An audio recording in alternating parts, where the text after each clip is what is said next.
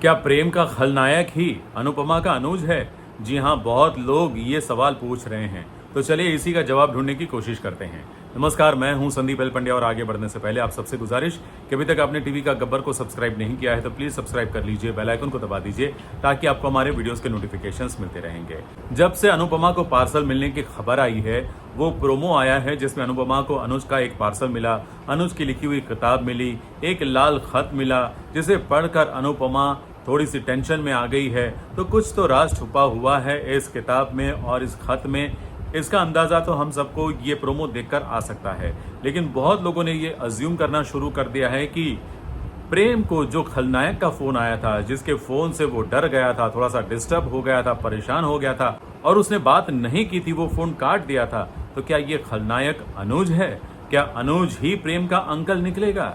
जी हाँ, पहले भी खबर आई थी कि प्रेम का अंकल बनकर अनुज की एंट्री होने वाली है और अनुज जब आएगा तब ऐसा पता चलेगा कि शायद उसकी याददाश्त खो चुकी है, वो अपनी सारी पुरानी बातें भुला चुका है। ऐसी खबरें पहले भी आई थी, लेकिन अभी भी कंफर्मेशन तो कहीं से नहीं है। लेकिन ये अंदाजा लगाया जा रहा है कि प्रेम के अंकल, जिसका नाम उसने खलनायक के रूप में सेव करके रखा है अपने मोबाइल में, वो शायद अनुज ही है और प्रेम के जरिए ही अनुज की कहानी में एंट्री हो सकती है।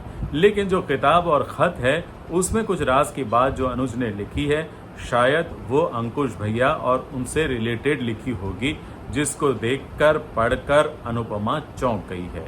लेकिन अनुपमा को वो राधा कृष्ण का लॉकेट भी आया है उस पार्सल के साथ, तो कहानी में बहुत सारे सस्पेंस जुड़ गए हैं जिसको लेकर बहुत सारी चर्चाएं हैं। लेकिन जैसे ही कुछ पता चलेगा हम आपको जरूर बताएंगे।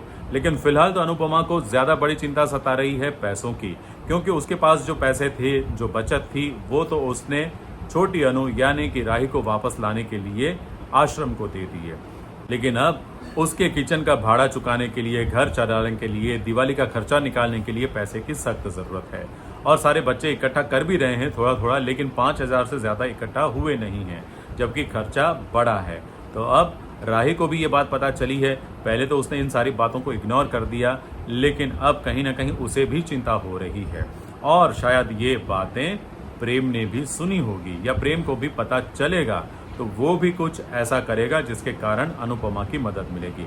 तो आद्या और प्रेम दोनों मदद करेंगे, तो आद्या यानी कि राही और प्रेम दोनों मदद करेंगे और अनुपमा की दिवाली सुधर जाएगी। और दिवाली के मौके पर उसको बोनस के रूप में ये अनुज का पार्सल 10 साल के बाद जो मिलने वाला है, जिससे उसकी खुशी बढ़ने वाली है। उम्मीद है आपको भी खुशी हुई होगी। ये वीडियो अच्छा लगा होगा। अच्छा लगा तो लाइक कीजिए, शेयर कीजिए और हाँ, सब्सक्राइब करना मत भूलिए।